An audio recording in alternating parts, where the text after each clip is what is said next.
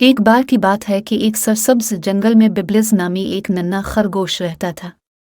Bubbles کوئی عام خرگوش نہیں تھا، اس کی نرم و ملائم سفید فر تھی اور اس کی ناک بہت ہی پیاری تھی۔ ہر صبح ببلز اپنی آرام دہ سرنگ سے باہر نکل کر جنگل کی سیر کرتا تھا۔ ایک دن جب ببلز اچھلتا ہوا جا رہا تھا، اس نے ایک ہلکی سی آواز سنی۔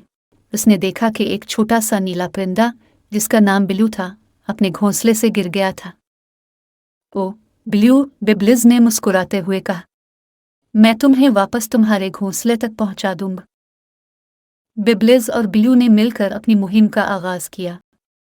وہ جنگل میں اچھلتے اور پھڑپھڑاتے ہوئے چلے جا رہے تھے اور راستے میں بہت سے دوست جانوروں سے ملے۔ ان کی ملاقات سیمی گلہری سے ہوئی، جس نے انہیں راستے کے لیے کچھ اخروٹ دیے، اور للی لیڈی بگ سے، جس نے انہیں سب سے محفوظ راستہ دکھایا۔ آخرکار ایک طویل دن کے بعد وہ اس اونچے درخت تک پہنچ گئے جہاں بلیو کا گھونسلہ تھا، لیکن گھونسلہ بہت اونچا تھا۔ ہم تمہیں اوپر کیسے پہنچائیں گے؟ ببلز نے سوچا۔ تبھی انہیں ایک نرم سی آواز سنائی دی۔